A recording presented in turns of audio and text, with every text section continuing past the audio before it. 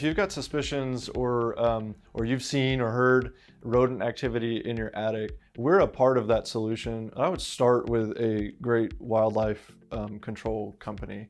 There's a difference between pest control and wildlife. I would find a great wildlife company that can come in and both validate that you have an active issue and start the process of trapping and removing rodents from your attic and also excluding your attic from outside so that they can't get back in. If you've had rodents in your attic, they're gonna leave certain things behind, both fecal stuff and chemicals that they carry on their body.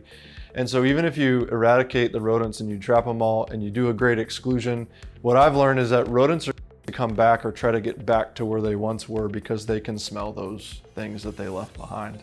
And they want a warm, cozy, comfortable space.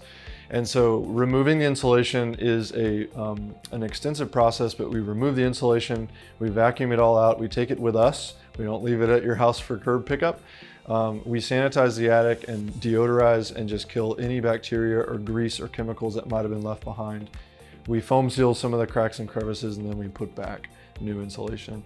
So you must remove old materials to prevent rodents from doing anything they can to get back in. You must exclude your attic using a good wildlife control company to do that.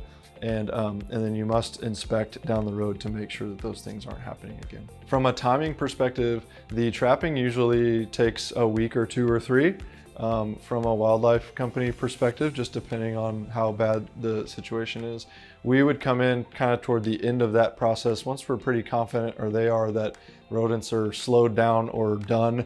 Then we would come in and remove the insulation, ductwork if necessary, and that just takes a day or a day and a half or 2. If you have a suspicion of a rodent issue, I wouldn't wait too long. Rodents, both mice and squirrels and possums and anything that can get in your attic, they naturally just want to chew on everything, and they can't control their bladder. And so the longer you wait, the more damage might happen. And worse, the longer you wait, the more evidence that they're leaving behind that they might want to come back to.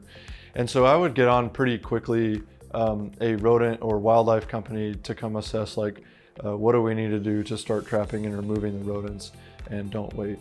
Secondly, we really want to be the opinion on whether or not you need to remove all your old insulation. So most wildlife companies are going to say, yeah, let's get it all done. But let us come in and make an assessment on, like, hey, how bad is it? Is it normal attic stuff, or is it you had a really bad problem?